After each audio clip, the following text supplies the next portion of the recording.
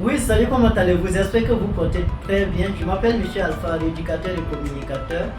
Je fais cette vidéo simplement pour m'adresser à la jeunesse et je m'adresse surtout à la jeunesse de moins de 22 ans.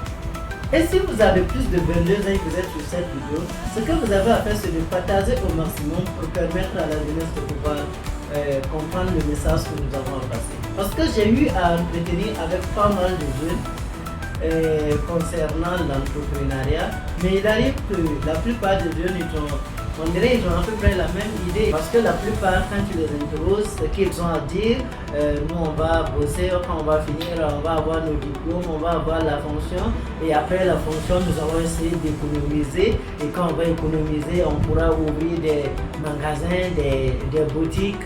Bon, je me dis que bon, si tu as plus déjà tracé tout ça, ce n'est plus de... Tu n'as aucun risque à prendre. Donc ça on n'appelle pas de l'entrepreneuriat. Peut-être vous allez dire vous allez devenir investisseur ou simplement dire que vous voulez devenir un commerçant après avoir été fonctionnaire. Et ça, vous n'avez même pas besoin de faire l'école parce que vous, comme vous-même vous voyez le dialogue du quartier là, est-ce qu'il a fait l'école? Est-ce que c'est la peine d'aller faire 13 ans d'études, d'aller faire 14 ans d'études, d'aller faire un bac plus 5, d'aller faire... Bon, c'est à vous de choisir. Si vous voulez devenir un commerçant après, c'est pas la peine de continuer, vous allez faire 5 ans de formation à l'école, tout en pensant que peut-être 5 ans de formation pour devenir commerçant, tu deviendras déjà expert, mais tu passes ces 5 années, et après ce qui est grave, c'est que tu vas venir investir dans un domaine que tu ne connais pas. Et là, tu es en train de perdre ton argent. Nous, on ne va rien dire.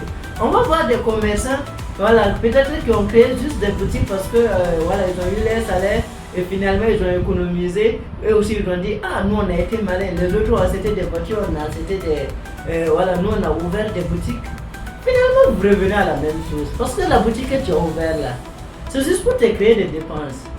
Comme tu n'es pas là-bas, tu n'as aucune expérience dans le domaine.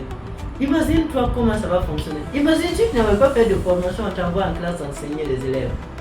C'est du massacre. Donc il faut comprendre que dans tous les domaines, c'est comme ça. Et enlevez dans votre tête qu'entreprendre, c'est ouvrir une boutique. Pour moi, j'allais dire même qu'entreprendre, c'est de pouvoir créer un chemin toi-même de succès que tu es capable d'apprendre aux autres. Souvent, il y a d'autres qui n'ont pas le BC. Mais quand tu montres les expériences qu'il a vécues, ça vaut le coup de lui payer. Parce que c'est des expériences pratiques que si tu décides de les vivre, ça peut changer ta vie. Voilà pourquoi j'ai fait cette vidéo. Pour vous dire que peu importe le moment, c'est possible. Il suffit de chercher juste la bonne information.